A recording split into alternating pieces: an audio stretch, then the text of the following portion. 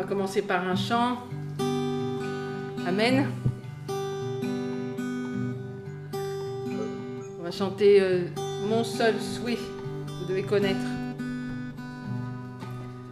On est là pour ça d'ailleurs. Pour le rencontrer aujourd'hui encore.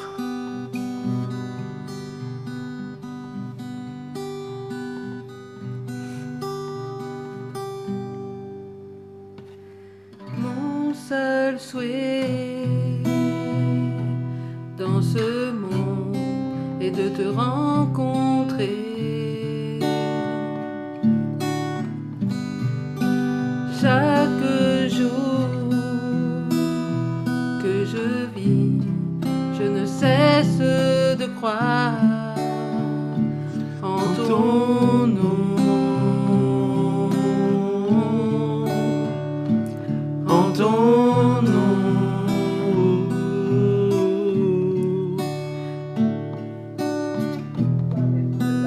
Tu es mon maître et je veux me soumettre à ta volonté, mon bien-aimé. C'est en toi que j'espère, tu me libères, Dieu de bonté, Dieu de majesté. Je t'adore,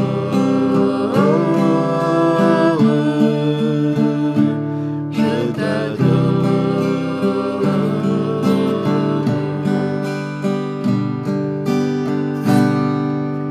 Éternel, Dieu fidèle, je cherche à te suivre. Chaque jour que je vis, je ne cesse de croire en ton nom, en ton nom. Tu es mon maître et je veux me soumettre à ta volonté, mon bien-aimé. C'est en toi que j'espère, tu me libères, Dieu de bonté, Dieu de majesté. Je t'adore,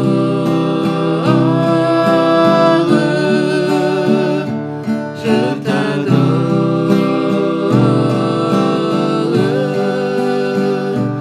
je t'adore,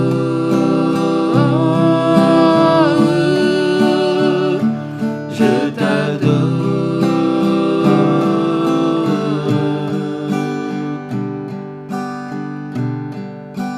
Allez ensemble. Mon seul souhait dans ce monde est de te rencontrer. Chaque jour que je vis, chaque jour que je vis, je ne cesse de croire en ton nom, en ton nom.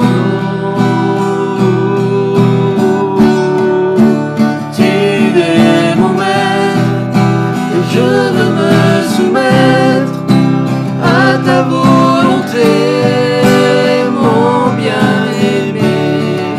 C'est en toi que j'espère, tu me relèves, Dieu de bonté, Dieu de majesté. Tu es mon maître, je veux me soumettre à ta volonté, mon bien-aimé.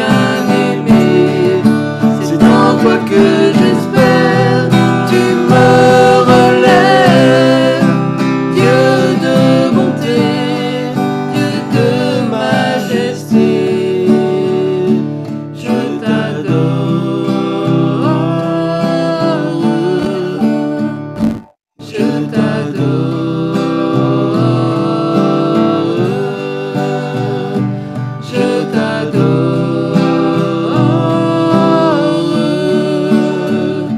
je t'adore,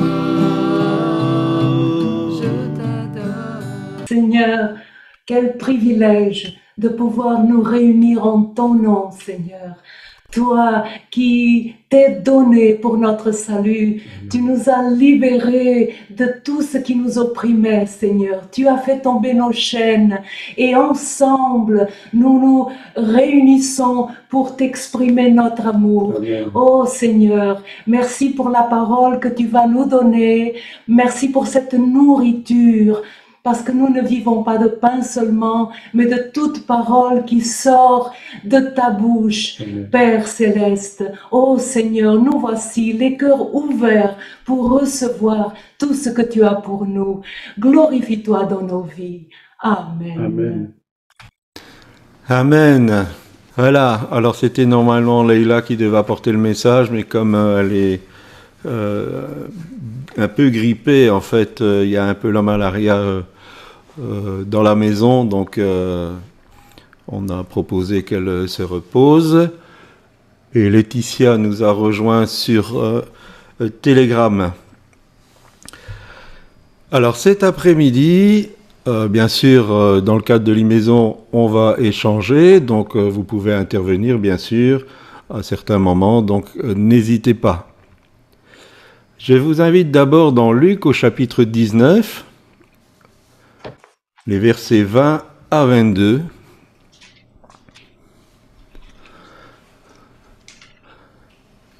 Un autre vint et dit, « Seigneur, voici ta mine que j'ai gardée dans un linge, car j'avais peur de toi, parce que tu es un homme sévère.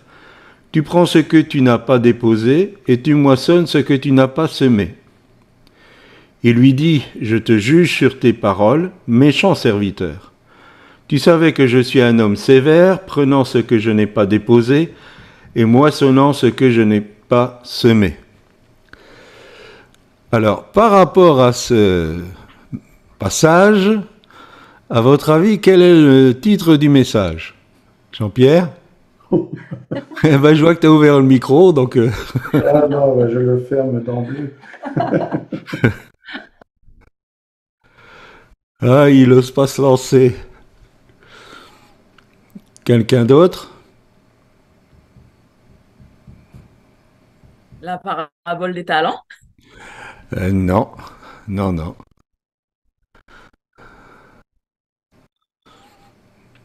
Quelqu'un d'autre? Le méchant serviteur? Non. Non. Alors, je vais vous aider un peu. Qu'est-ce qui est bizarre dans ce passage? Qu'est-ce qui est bizarre dans ce passage? Je vous rappelle que la parabole des mines, c'est un peu le pendant de la parabole des talents. Et donc, finalement, c'est adressé à Dieu et aux serviteurs de Dieu. Est-ce que ça vous inspire davantage? C'est la perception qu'on peut avoir de Dieu. Enfin, Ah, commence à brûler. Est-ce que vous trouvez que Dieu est sévère, bien sûr que non. qui prend où il a déposé et qui moissonne là où il n'a pas semé? Est-ce que ça vous semble Mauvaise juste? image. Non. Alors, par rapport à ça, quel est le titre du message? Mauvaise image de Dieu. Ah, on est très très proche. Ah. Mauvaise image de Dieu. Et quand on parle d'image, à quoi ça vous fait penser? Image. Ben, l'homme créé à l'image de Dieu. Oui? Donc le titre du message, c'est « À son image À son image. ». Comme ça a été dit dans Genèse, chapitre 2, « Créons l'homme à notre image ». Alors, pourquoi aborder ce thème? Parce que l'image que nous avons de Dieu est un vrai combat. C'est un vrai combat. Et nous avons été créés à son image. Et donc nous devons atteindre cette image de gloire en gloire. C'est 2 Corinthiens chapitre 3 verset 18 qui nous dit « Nous tous qui le visage découvert, contemplons comme dans un miroir la gloire du Seigneur, nous sommes transformés en la même image, de gloire en gloire, comme par le Seigneur l'Esprit. » En fait, cette image, elle a été ternie par la chute, par le péché, mais par le sacrifice de Christ et le fait que nous sommes devenus enfants de Dieu, nous pouvons à nouveau refléter cette image. Encore faut-il avoir une bonne image. Parce que si notre image de Dieu n'est pas bonne, on va refléter une mauvaise image. Si cette image est déformée, toute notre vie chrétienne sera déformée. Est-ce que je ne sais pas si vous avez déjà pensé ou réalisé cela, mais ce que nous allons projeter comme image de Dieu, c'est l'image que nous avons acceptée nous-mêmes. Et donc, quelque part, certains ont accepté une image de Dieu sévère, qui prend là où il n'a rien donné. Et le serviteur inutile, regardez bien, c'est pas dans le texte que je vous ai lu, mais c'est juste après, je te juge sur tes paroles. Ah ben non, c'est dans notre texte, je te juge sur tes paroles. C'est sérieux. Donc nous avons besoin de travailler l'image que nous avons de Dieu. Alors pourquoi l'être humain a-t-il besoin de rabaisser l'image de Dieu ?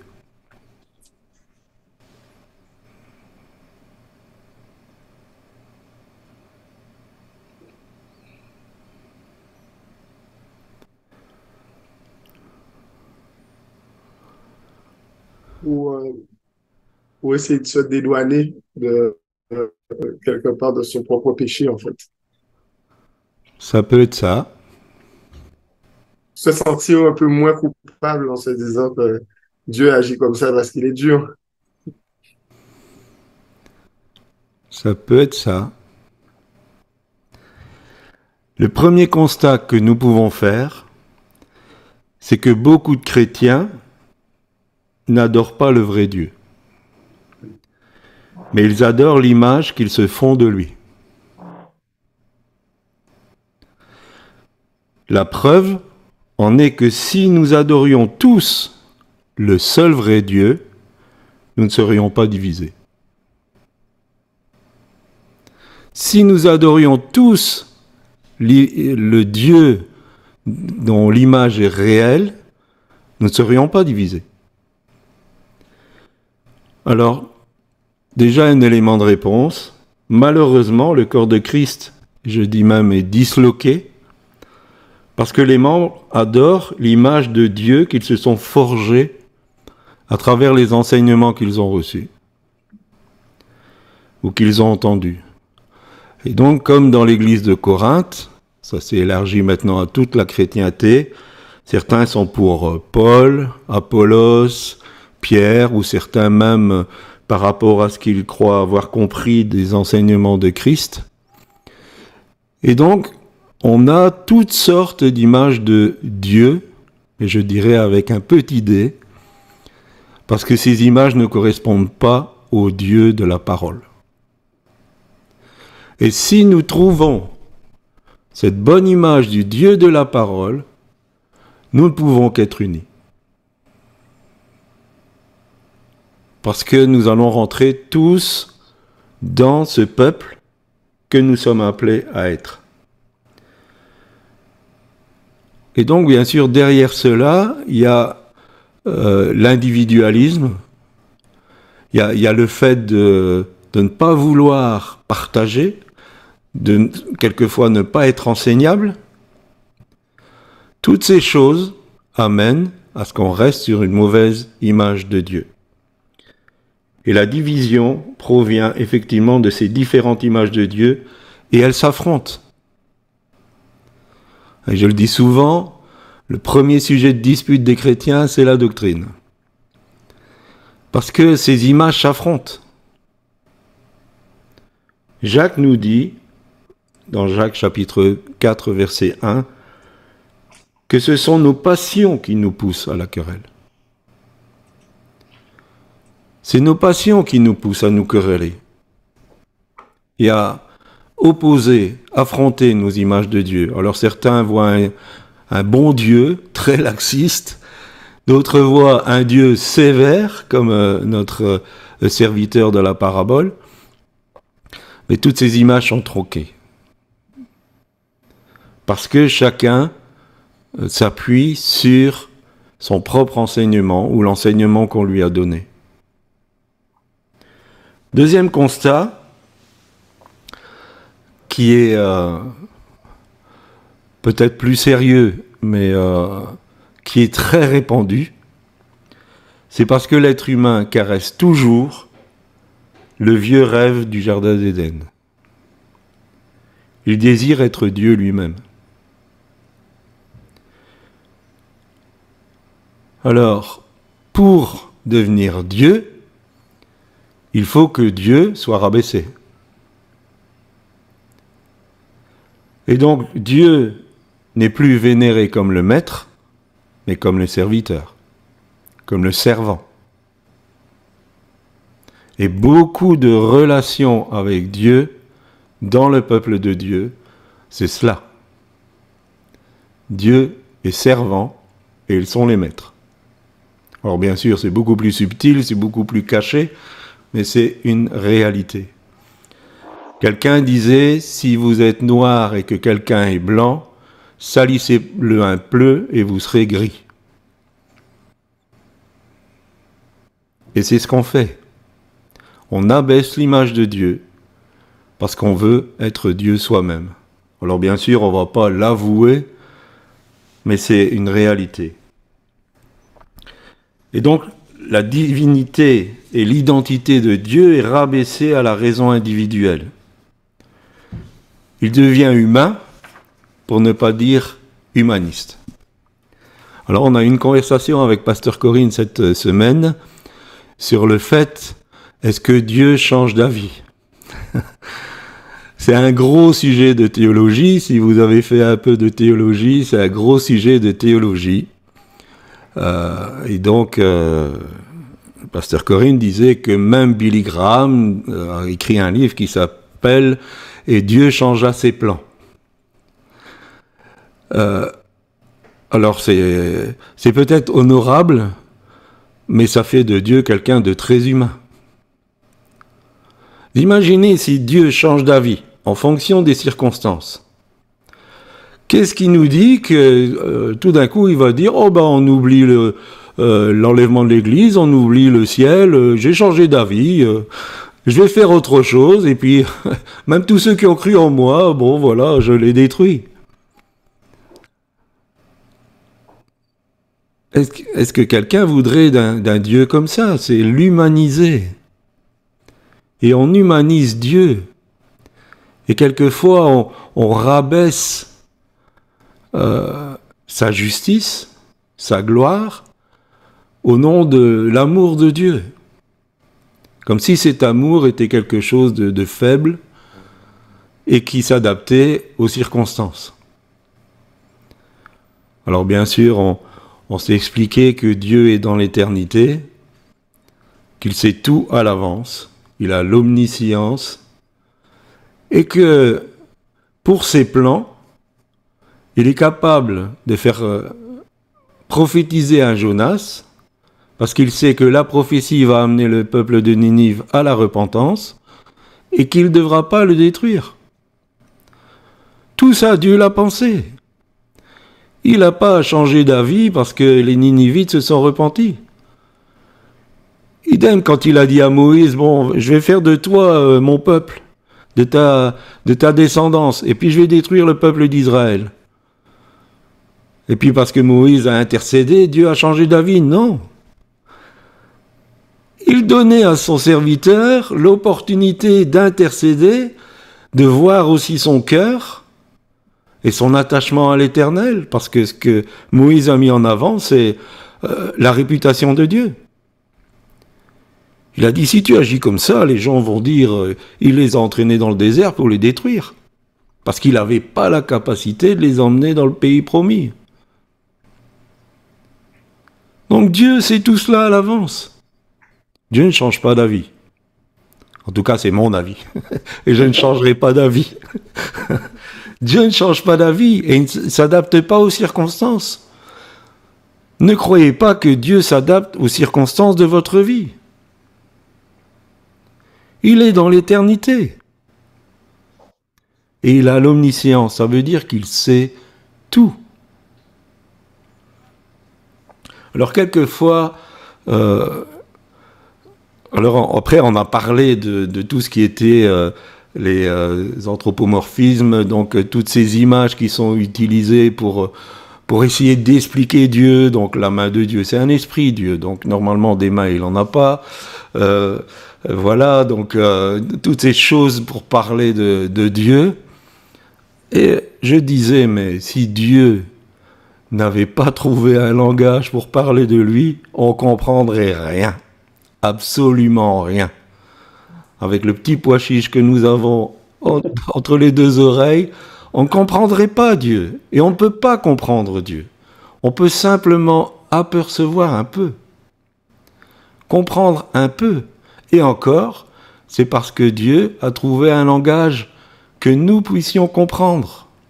Et il l'a communiqué à des hommes, afin que nous puissions apercevoir un peu de qui il est.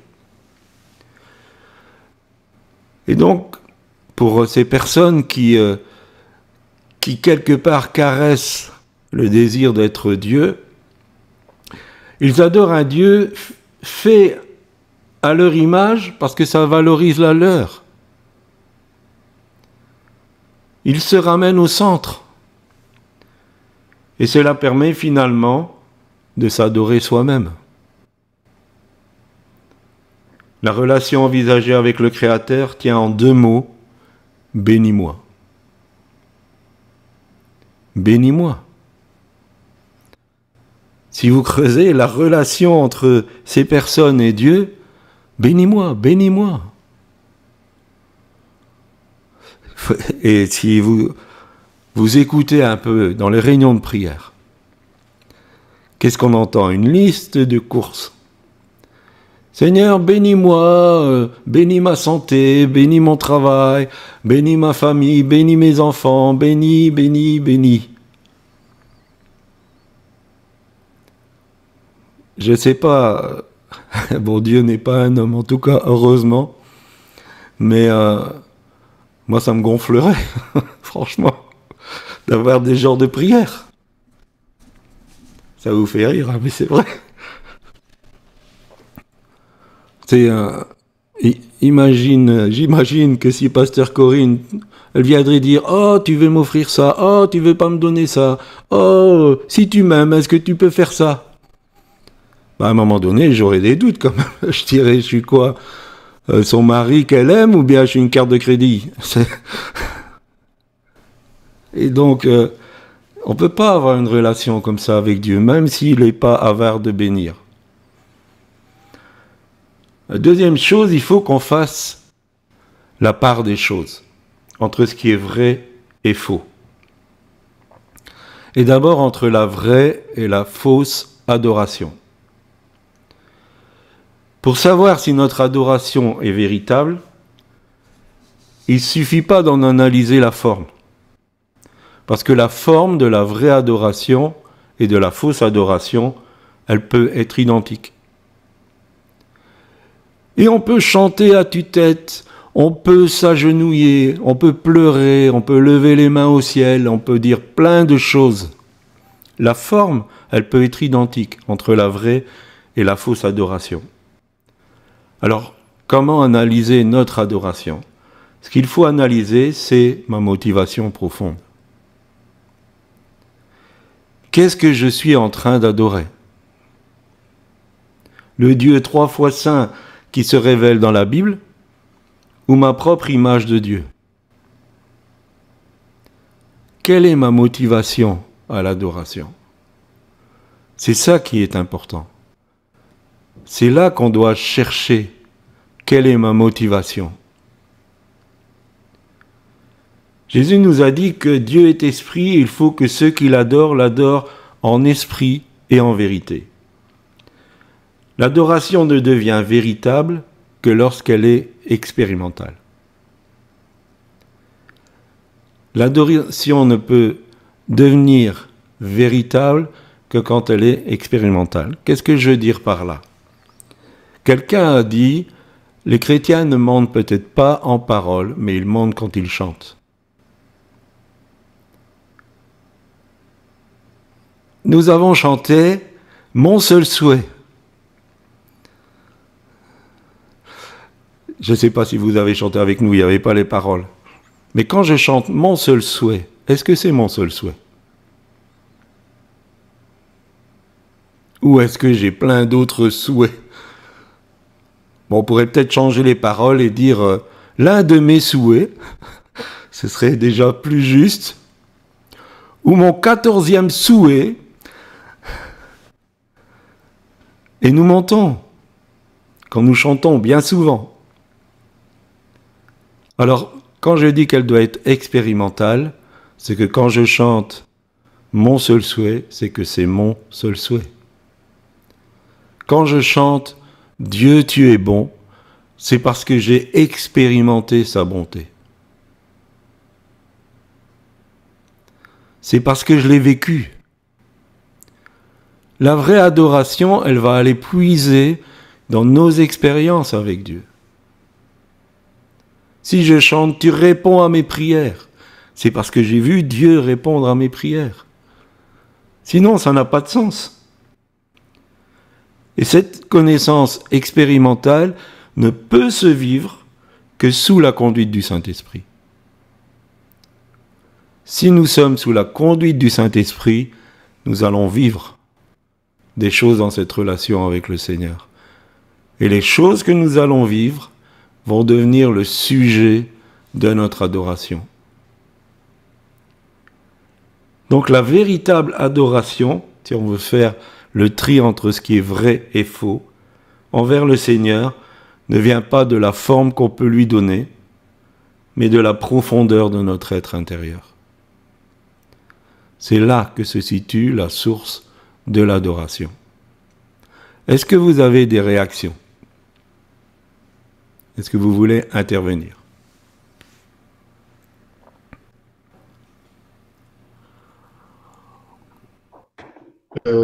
Oui, en fait, j'aimerais bien intervenir, en fait, juste pour avoir un petit éclaircissement, parce que quand on lit quand je lis la Bible dans le livre de Amos, au chapitre 7, en fait, euh, il est dit, en fait, au verset 6, à partir du verset 5, je dis, Seigneur éternel, arrête donc, comment Jacob subsistera-t-il, car il est si faible? Et au verset 6, il est dit, l'Éternel se repentit de cela. Cela non plus n'arrivera pas, dit le Seigneur l'Éternel. Alors, par rapport justement à ce qu'on disait tout à l'heure, au fait que justement le Seigneur est omniscient, qui sait tout et que du coup, lui, il se repent pas. Qu'il change pas d'avis, comment comprendre en fait ce verset? Mais de la même manière que pour Jonas et Ninive, de la même manière que pour Moïse qui a intercédé pour Israël. Donc en fait, il en parle à son prophète, et le but, c'est que son prophète prie. Mais il sait qu'en en parlant à son prophète, déjà son prophète va intercéder et qu'il ne mettra pas cette menace à exécution. Okay. Il ne change pas d'avis parce qu'il est tenu par le temps. Il est dans l'éternité. Sinon, effectivement, il ne serait pas dans l'éternité. On dirait il s'adapte aux fonctions de l'histoire. Non, Dieu est dans l'éternité, donc il sait tout déjà. Okay. Je pense que Jean-Pierre voulait intervenir. Oui, là j'avais ouvert le micro exprès. Il y a deux choses. D'abord, effectivement, Jésus, dans la prière sacerdotale, dit la vie éternelle, c'est qu'ils te connaissent, toi le seul vrai Dieu, et celui que tu as envoyé, Jésus-Christ. En fait, et l'apôtre Paul, dans l'Épître aux Corinthiens, au chapitre 13, la première aux Corinthiens 13, dit nous connaissons en partie, nous voyons comme dans un miroir. Et les miroirs de l'Antiquité, c'était pas terrible, hein, ça n'a rien à voir avec les miroirs actuels qui sont parfaits. Donc en fait, notre passage sur Terre, et surtout depuis notre conversion, depuis surtout notre nouvelle naissance, eh bien c'est notre cheminement dans le chemin étroit pour peu à peu apprendre à connaître le vrai Dieu. Et de toute façon, nous ne le connaîtrons vraiment que quand on sera en sa présence. C'est bien ce qui est écrit, dans la parole. Et effectivement, il nous faut beaucoup d'humilité parce que, comme le pasteur Claudie l'a dit, eh bien, dans les églises, et même dans les églises évangéliques, il y a une forme d'idolâtrie, puisque à partir du moment où on se forge une fausse image de Dieu, en fait, nous sommes en train de créer une idole. Et malheureusement, je dirais que nous, au Centre apostolique, eh bien, nous nous battons contre ça. Et nous-mêmes, nous nous battons aussi contre nous-mêmes, parce que nous avons nous-mêmes tendance, si nous ne nous imposons pas, si nous ne nous imposons pas Voilà. certaines disciplines de lecture de la parole, de prière, de véritable prière, en communion avec Dieu, vraiment seul à seul, ces vrais moments de prière dans la réalité, alors on risque au bout d'un moment de se retrouver avec une idole, avec une fausse représentation de Dieu. Et on en souffre. On souffre de ça.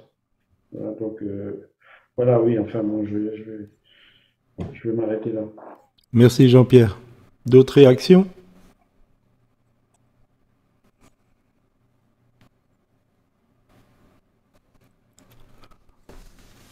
Alors, Et que l'intercession pouvait incliner le cœur de Dieu à changer une situation. Je ne sais pas si je me fais bien comprendre. oui. Alors, Dans sa miséricorde, par sa miséricorde. en fait, l'intercession, c'est saisir le cœur de Dieu. Ah oui, c'est saisir le cœur de Dieu. Donc, saisir le cœur de Dieu va nous amener à prier pour une situation d'après ce qui est sur le cœur de Dieu.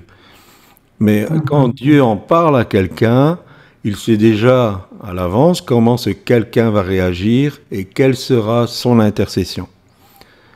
Donc en fait, Dieu, dès le départ, avait déjà changé d'avis, mais il n'a pas changé d'avis. Dès le départ, il savait qu'il ne mettrait pas à exécution cette parole. Et donc il a interpellé son prophète pour qu'il y ait une intercession. Et à la fin, il arrive à ce qu'il avait décidé depuis le début. C'est ça que j'essaye d'expliquer. Je sais que c'est très complexe de comprendre l'éternité de Dieu. C'est très très complexe. J'ai encore, il faut faire très attention. Effectivement, d'abord, Ésaïe dit que les pensées de Dieu, Dieu au travers d'Ésaïe dit mes pensées ne sont pas vos pensées. Et il est absolument pour nous impossible de comprendre comment Dieu fonctionne. C'est strictement impossible. Et je mettrai juste un bémol par rapport à ce qui vient d'être dit, y compris donc ce que j'ai dit, c'est Gethsémani. À Gethsémani, il y a eu réellement un combat, parce que si Jésus savait, c'est là qu'on voit toute la puissance. Encore une fois, il faut bien interpréter, il faut voir toute la puissance de Dieu. Si Jésus savait, en tant que Dieu, qu'il allait gagner, ça voulait dire qu'à ce moment-là, les dés étaient pipés. Et ça, il faut faire très attention à cet aspect des choses. Et c'est pour ça d'ailleurs que Paul dit que Jésus s'est dépouillé de ses attributs pour pouvoir justement remplir la fonction du dernier Adam. Et c'est donc c'est très profond, ça va très très loin, cette histoire-là.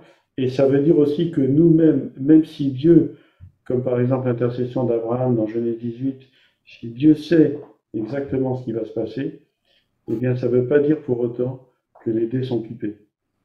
Et ça, c'est très important. Et ça veut dire qu'en fait, il nous implique dans son plan.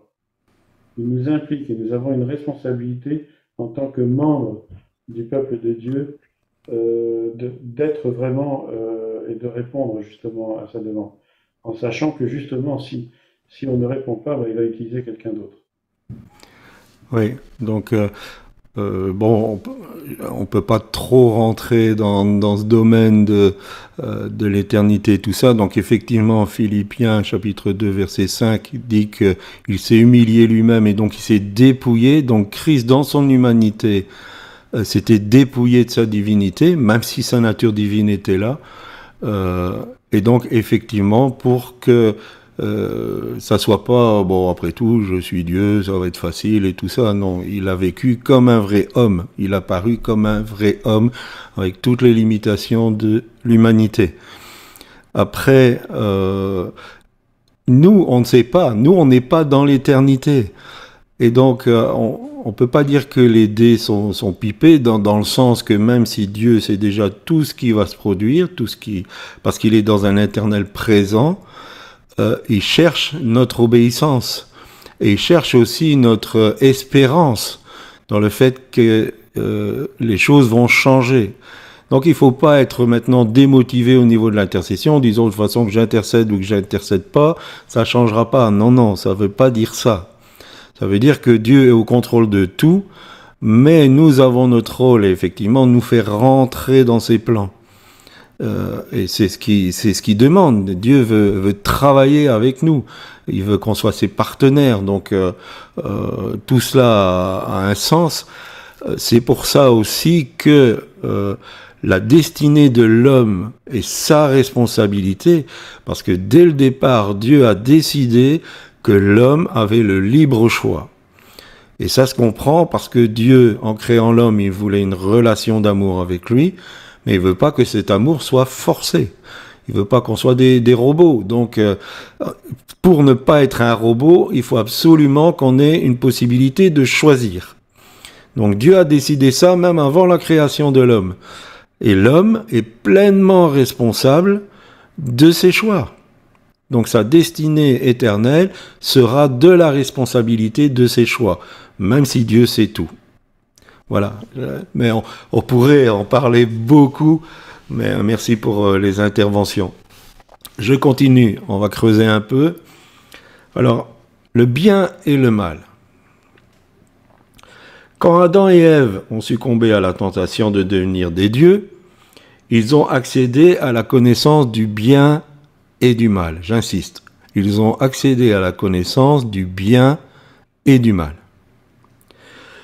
Cette connaissance a produit dans l'être humain le principe révolté contre Dieu que l'on appelle communément la chair, et dont Paul parle en long et en large.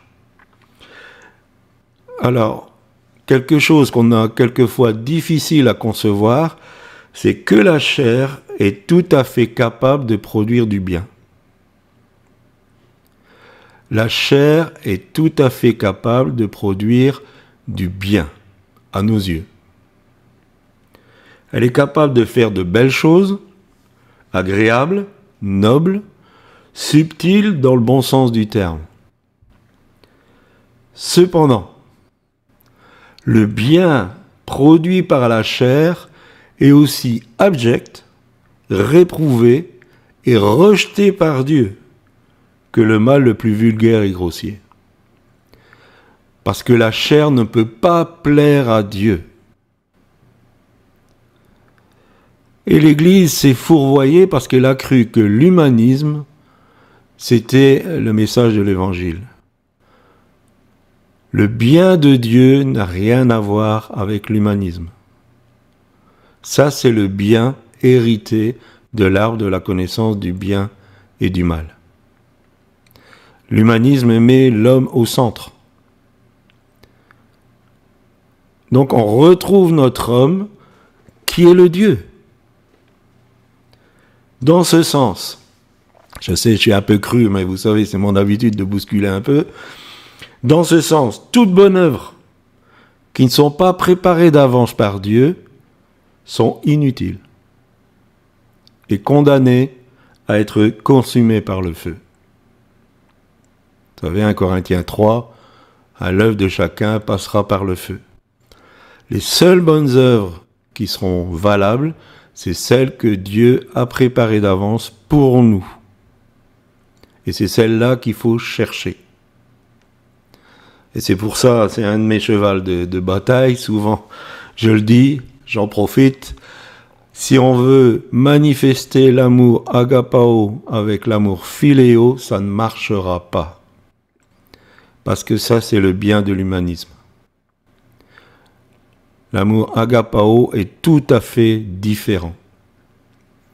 Et il ne conçoit pas du tout les choses comme l'amour philéo. Et quelquefois, les personnes qui disent il n'y a pas d'amour dans l'Église, c'est parce qu'elles cherchent un amour philéo. Et l'amour philéo ne créera jamais ce que l'amour agapao créerait. Cette unité, cet amour sincère, cette force de l'Église, l'amour philéo ne peut pas le créer. Et nous devons faire attention. Nous devons faire attention, qu'est-ce qui motive mes gestes d'amour? C'est important, je sais, on ne met pas souvent ça sur la sellette, mais juste un exemple. Souvent, Pasteur Corinne et moi, on le dit, ne pas aider quelqu'un, c'est la meilleure façon de l'aider. Et beaucoup de serviteurs de Dieu sont sous l'emprise de l'urgence. Ils prennent une charge qu'ils ne doivent pas prendre, ça les use, ça les vide de leur énergie, et le résultat, c'est que les personnes qu'ils aident ne comptent plus sur Dieu, mais comptent sur l'homme. Ce n'est qu'un exemple. Or, le seul qui peut répondre à leurs besoins, c'est Dieu. Et donc, ça devient la solution facile. On donne un coup de téléphone, le serviteur, des fois, il se déplace en pleine nuit, pour qu'il n'y a pas grand-chose qui change. Mais la difficulté, c'est que les personnes ne sont plus orientées vers Dieu, elles sont orientées vers le ministère. Et il y a une attente du ministère qui n'est pas juste. Donc si on veut manifester l'amour agapao, peut-être qu'on ne sera pas compris. Et bien sûr, on peut prier pour les personnes pour qu'elles réalisent, mais on ne peut pas être la solution facile. Parce qu'on détourne les personnes de ceux à qui elles doivent s'adresser. Je le répète, aussi une parole que vous entendrez certainement souvent à EZ37M, c'est ce que Marie a dit, « Faites tout ce qu'il vous dira ». Et notre mission en tant que serviteur de Dieu, c'est de vous apprendre à faire ce que Christ vous demande de faire. D'abord d'apprendre à entendre sa voix, ce qu'il veut pour votre vie, et après à vous aider à faire ce qu'il vous demande de faire. Alors bien sûr, on peut donner des conseils. Et donc, je ne sais pas si cet exemple peut vous faire comprendre la différence entre aimer philéo, donc dans l'amitié, dans l'humanisme, et aimer selon Dieu. Alors, la vraie ou fausse consécration. Alors, je vais peut-être encore choquer, mais le diable ne craint pas la louange. Il ne craint même pas le nom de Jésus quand ce n'est pas utilisé correctement.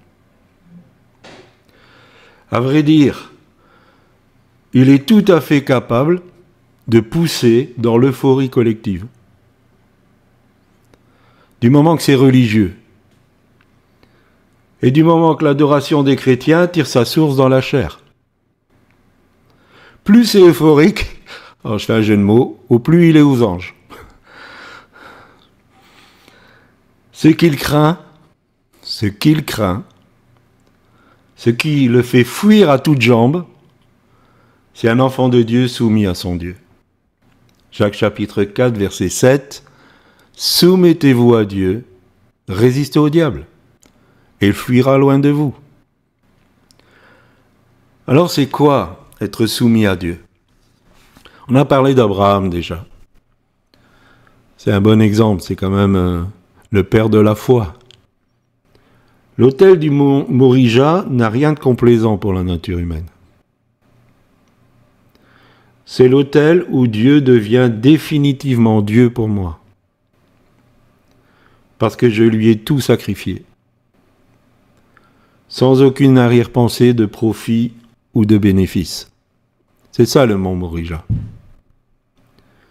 L'endroit du dépouillement le plus total, qui scelle à jamais l'alliance entre Dieu et l'être humain. L'alliance, c'est au mont Morija qu'elle se fait. L'endroit enfin, et j'aime ça, où l'Éternel est aimé pour ce qu'il est. L'endroit où l'Éternel est aimé pour ce qu'il est. Pas pour ce que nous souhaiterions qu'il soit. Le diable craint au plus haut point ce genre d'hommes et de femmes. Tout ceci pour dire qu'il y a une impossibilité qu'il y ait deux autels dans notre être intérieur. Soit l'autel d'adoration de notre âme sera consacré au véritable Dieu, immuable, créateur de l'univers, celui qui s'est offert en sacrifice pour nous, soit notre autel sera consacré à Mammon. Alors Mammon, bien sûr, c'est l'amour de l'argent déifié, mais il représente aussi l'état d'esprit de la réalisation de l'être humain. Et Jésus dira, vous ne pouvez servir Dieu et Mammon. Soit vous allez aimer le premier et détester l'autre, ou vous allez aimer le second et le premier n'aura plus d'importance pour vous. Si on aime Dieu pour ce qu'il est, l'autel à Mammon va être détruit. Et sur l'autel à Mammon, il y a tout, la réalisation de l'être humain, tout ce qu'on souhaiterait, tout ce que le Seigneur bénis-moi, tout ça est mis sur l'autel. Du dépouillement complet. Est-ce que vous avez des réactions avant le troisième point? Je continue. Alors, qu'est-ce qu'il faut faire? Vous savez qu'ici aussi, on parle souvent de la repentance. Et la repentance n'est pas une expérience unique dans notre vie avec Dieu. C'est plutôt un style de vie. Vivre dans la repentance, c'est un style de vie. Et s'approcher du seul vrai Dieu provoquera à coup sûr de la crainte. Une crainte qui est quasi absente dans beaucoup de communautés. Alors bien sûr, le sacrifice de Jésus à la croix nous donne un accès auprès du Père, mais le sentiment révérencieux de la crainte de Dieu devrait nous pousser dans un état d'esprit de repentance quotidien. Et quelquefois, on se trompe au niveau de la repentance. On voit ça comme quelque chose de pas agréable, alors que c'est une puissance extraordinaire. Alors, parce que c'est pas un sentiment de dénigrement, c'est pas une introspection morbide, elle n'est pas une humiliation qui se prolonge sans arrêt, parce qu'on est sous une culpabilité oppressante. C'est pas ça la repentance. La repentance, c'est un sentiment profond de notre indignité, mais tout en goûtant pleinement à la grâce manifestée par amour pour nous. Et donc ça doit être notre état d'esprit. Je suis profondément indigne. ne fût-ce que Dieu me parle une seule fois. Mais je goûte pleinement à cette grâce. Je me sais aimé. Je me sais important. C'est ça la repentance. Et bien sûr, ça amène une crainte de Dieu, pas la frousse, mais un profond respect. Profond respect dans mon comportement, dans ma façon de parler. Alors bien sûr, il y a la repentance. Ensuite, il faut la révélation. Mettons à profit ce conseil du psaume 46, verset 10. Sachons qui est Dieu. Arrêtez, sachez que. La seule vraie connaissance de Dieu ne viendra que par sa révélation. Ézéchiel 38, 23 nous dit « Je manifesterai ma grandeur et ma sainteté, je me ferai connaître aux yeux de la multitude des nations, et elles sauront que je suis l'Éternel. » Et Jésus nous dit aussi, ça a été cité par notre frère Jean-Pierre, « Celui qui a mes commandements et qui les garde, c'est celui qui m'aime. Et celui qui m'aime sera aimé de mon Père, je l'aimerai et je me ferai connaître à lui. » Jean 14, verset 21. Il n'y a pas d'autre moyen. Arrêter et se laisser envahir par cette révélation. Elle ne viendra pas dans l'agitation. Elle ne viendra pas dans la distraction. Elle viendra, Matthieu 6, 6, quand tu pries, entre dans ta chambre. Et ton Père qui est là dans le lieu secret. C'est là que la révélation va venir. Bien sûr, les enseignements peuvent vous aider. Bien sûr, on est là pour vous aider. Mais la vraie révélation de qui est Dieu se fera là. Et enfin, repentance, révélation, et il faut faire le ménage. Renversons les autels à Mammon. Comme il n'y a pas de place pour 2 autels, il faut commencer à faire le ménage dans notre vie. Brûlons tous nos désirs charnels.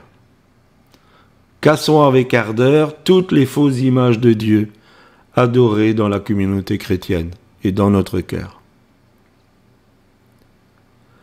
Faisons le ministère de Jérémie. Arrachons ou déracinons, détruisons ou rasons, exterminons, renversons ou brisons les autels impurs de nos cœurs, ainsi que ceux de l'Église par l'intercession. Faisons table rase de toute once de désir humain d'être encore le centre de nos priorités. Il ne peut pas avoir 2 autels dans notre cœur. Il ne peut pas avoir 2 personnes au volant de notre vie. C'est Dieu ou c'est moi. Alors cassons tout cela. Et je vais laisser Pasteur Corinne, ma petite chérie, nous faire la conclusion. Alors, dans 1 Roi, au chapitre 18, verset 30, il nous est dit que Élie rétablit l'autel de l'Éternel qui avait été renversé. D'ailleurs, je fais il y a un chant comme ça qui est très fort, qui dit de rebâtir l'autel à l'Éternel. Et c'est le temps, en fait, je pense, pour chacune de nos vies de rétablir l'autel. Et nos vies ont parfois été dévastées. Et l'Éternel, l'autel à l'Éternel a été renversé dans nos âmes, dans nos cœurs. Alors, on comprend bien qu'il ne s'agit pas ici d'un autel physique comme au temps d'Élie le prophète, hein, mais d'un autel spirituel, et il nous appartient de le rétablir. Et si nous voulons être au bénéfice les uns et les autres de la restauration. À Genèse 37, on parle souvent de la restauration, mais la restauration ne peut se faire que si nous rétablissons le véritable autel à l'Éternel. L'autel, c'est aussi, on va dire, le point de contact entre ciel et terre. Et c'est là, en fait, que s'établit la communication entre Dieu et les hommes. Et c'est bien souvent aussi l'endroit où l'alliance est conclue. On peut penser à Noé, Abraham, Jacob. Rétablir l'autel dans nos cœurs, c'est restaurer le point de contact avec notre Dieu, qui a fait alliance avec nous au travers de Jésus-Christ. Notre Dieu est un Dieu de restauration, mais c'est à nous qu'il appartient de rebâtir cet endroit. Et quand on voit l'histoire du fils prodigue, il a pu pleinement être rétabli, restauré quand il est revenu vers son Père, en s'humiliant sous sa main puissante. L'autel, c'est aussi l'endroit de la louange. Le roi Manassé, qui était un roi impie, s'humilia profondément et après se repentir, il nous est dit qu'il rétablit l'autel à l'Éternel, y offrit des sacrifices d'action de grâce et de reconnaissance. On trouve ça dans 2 Chroniques, chapitre 33, verset 7. En fait, quand l'autel est renversé dans nos vies, on perd cette intimité dans la louange à notre Dieu. Or, c'est une base essentielle de notre communion avec Dieu. Alors, je dirais, revenons à ces temps de notre premier amour en manifestant à nouveau à notre Seigneur notre adoration. Et l'autel, c'est l'endroit du sacrifice. Et quand nous rétablissons l'autel dans notre cœur, j'aime à dire, c'est souvent pour nous y mettre nous. La parole de Dieu nous dit, offrez vos corps comme un sacrifice vivant, saint, agréable à Dieu, ce qui sera de votre part un culte raisonnable. C'est dans Romains chapitre 12, verset 1. Et je pense qu'il est important par rapport à tout ce qui a été expliqué aujourd'hui, qu'on décide de faire un nouveau don à Dieu de notre vie. Qu'on décide de se mettre nous-mêmes sur l'autel. Alors, posons-nous les questions. Est-ce que j'adore le véritable Dieu? Suis-je dans les œuvres que Dieu a préparées d'avance pour moi? L'autel de l'Éternel est-il bien droit dans mon cœur ou a-t-il été renversé? Ai-je remplacé l'autel de l'Éternel par un autre autel à un autre Dieu ou à ma personne, mon moi? Si on répond oui à une de ces questions, eh bien, humilions-nous sous la main puissante de Dieu. Et le Seigneur nous a dit qu'il ne se lasse pas de nous pardonner. Et je rajouterai de nous restaurer. Alors, ce temps, c'est vraiment un encouragement pour chacun d'entre nous à rétablir l'autel, ce point de contact entre ciel et terre, ce lieu de l'adoration et de faire don à Dieu de notre propre vie. Et notre Dieu ne nous abandonnera pas, mais au contraire, il réaffirmera son alliance avec nous. Voilà, je laisse ça sur votre cœur. Merci. Alors, ce que je vous propose de faire, tant que Pasteur Corinne me rejoint, c'est d'avoir un temps de silence dans votre cœur, de vous placer devant Dieu, puis nous ferons un chant et puis nous allons prier pour vous. Amen. Merci Seigneur. Amen, Seigneur Jésus. Amen. Amen, Seigneur Jésus. Merci pour ta parole. Merci pour ta présence, Saint-Esprit. Tu connais nos vies à chacun. Tu sais là où nous en sommes. Seigneur, manifeste-toi à nos cœurs. Seigneur, dans tout ce qui a été dit, il n'y a pas de condamnation, mais un appel vibrant. Viens à moi. Viens à moi. Seigneur, que chacun nous puissions répondre à cet appel. Oui, Seigneur, je viens. Je viens. Je viens au Mont Morija. Je veux te rencontrer, Seigneur. Seigneur, bénis chacun de mes frères, chacune de mes sœurs. Que ton action se manifeste dans leur vie. Que tout soit différent. Que tout change. Parce que tu es devenu celui qui règne sur le trône de notre vie. Je te demande au nom de Jésus. Père Saint, manifeste-toi. Merci Seigneur. Amen. Oui Seigneur, merci Seigneur parce que Seigneur, si on se sonde vraiment Seigneur devant toi, on peut se rendre compte qu'on a tous plus ou moins des idoles dans nos vies Seigneur. Des choses qui peuvent être insoupçonnées mais qui ont pris progressivement ta place. Seigneur, cet après-midi, nous voulons nous humilier devant ta face, te demander pardon Seigneur pour toutes les idoles Seigneur que nous avons construites en nos cœurs Seigneur. Au nom de Jésus, pardonne-nous, Seigneur, et Seigneur, nous voulons aujourd'hui restaurer l'autel à l'Éternel, Seigneur. Seigneur, nous voulons restaurer cet autel pour toi, Seigneur, restaurer ce point de contact entre ciel et terre, Seigneur. Nous voulons t'adorer, Seigneur, nous voulons être dans ta présence, Seigneur. C'est là que nous entendrons ta voix, Seigneur, c'est là que nous aurons cette communion avec toi.